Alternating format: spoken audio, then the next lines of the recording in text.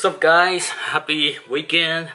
I've been doing a lot of video for my own vlog. Special shout out to Jody Johan. So he's the one taught me, about video editing. So thank you for doing that. I'm still trying the best to make a good video. Been watching a lot of YouTuber doing their thing. Especially some artists are always talking about sneakers. Some will talk about certain thing. My main channel, my YouTube channel, is supposed to talk about my story, my journey, but sometimes my friend watched it and always tell me like, you should share your knowledge about toys. You've been doing this for a while. A lot of people probably exciting to see what you're doing and share a little bit your knowledge. I kind of think about that. The main reason to have this channel is to show people and helping people, to educating something I know and some other knowledge I know. So I think about it. I want to talk about more about my experience doing toys. My hero and Nakanari, myself, has been doing a lot of custom toys. So today we want to share about a little bit about the blanks. Because if it doesn't know about what are you painting, and it can create a lot of mess, or it won't be as successful for you after you paint it, it might come out. So right now there's a few different type material being produced on the blank or the toy itself. So first of all, we have soft vinyl. Basically it's a hollow, and sometimes it depends on the company. The great thing about vinyl is very lightweight. It is soft, but the disadvantage is they will have oil problem came out when it's sitting out too long, or they faded to yellow, especially the blank. Also, there's another problem when you sit in too long, they become too soft and they kind of lost the balance, dependent toy. So soft vinyl is easier to working on it. Also, you can easier take it apart when you heat it out. The process is dependent on how you're working on it. Soft vinyl is easier to disassemble them because inside usually have a joint. So when you heat them out the body, so it's easier for you to put them out. So just be careful when you do that. Just make sure they're soft enough because you can squeeze them. So every time the soft vinyl have a heat process, they're easier to take it apart. Another one is PVC, which is now really common use on vinyl or urban vinyl designer toy artists. This option because PVC is more towards the like mass market toys like action figure. I want to show you why it's a PVC. Usually PVC is more had the plastic filling, like really thin layer, and you can when they process to make, they always have the line. So. And the great thing about PVC, if you make accessory, you mass produce them is much easier because the mold is more last and longer, but it costs you more higher.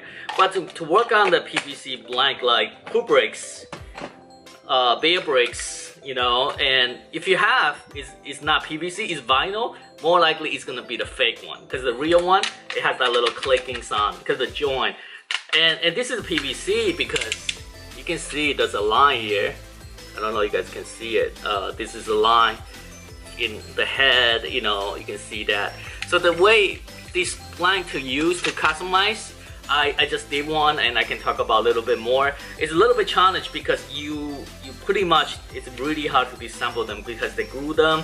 If you want to break apart, I think you have to figure out how to put it back. So when I work on my first custom for Bearbricks, I didn't take it out apart. But usually for vinyl, I would take it out the part separately, and that way help me paint easier. So it's many ways you can do your own custom. It just depends how comfortable you are. So there's another type. So I want to thanks to Joran. So this is a Resin toy. So this is made by Resin, Hyper Monkey. I got it from a while ago. I don't know if you guys can see, and thanks Joran for these cool toys. So this is hollow resin because I can tell the weight, and it's hollow. It's not a solid resin pieces. To paint the resin toys, I don't think it's that easy. And I tried myself a few times, and you do need a little process because resin usually very smooth, like very kind of like glossy type. If you paint it, very easy to scratch, scratch stuff. So to do this, make sure you sand it down a little bit, prime them, whatever, so the paint stick better. So I was talking about this very average type. Majority the way that we produce the toys with PVC, vinyl, or resin. And also you can do plush, but the main goal is to understanding that platform. And today I'm showing, like, I'm working on the Bearbricks. I want to thanks to someone from Indonesia, Bearbrick. He supplied me the Bearbricks. When I talked to him, say, hey, how can I buy one? I want to try to paint it. He was cool. He sent me one from last year when I was in the trip. I want to show you about my first Bearbricks custom, which is basically from my original design for Ninja Spiky.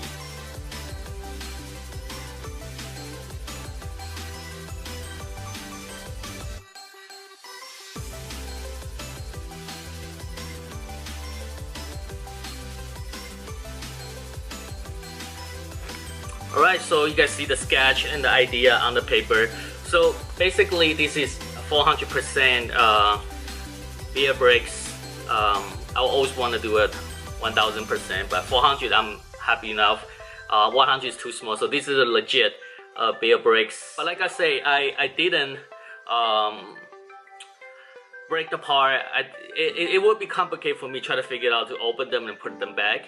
So best way I have is try to paint them as it is. It's a little bit challenging and taking more time because a certain time you cannot move the body, it might scratch off. So I'm pretty happy and I take the challenge. It took me almost more than a week to try to figure out these, but I'm really happy the way they came out, and hopefully you guys can try on your own custom. I would say it's many different ways and many different platforms allow you to apply your creative idea and design.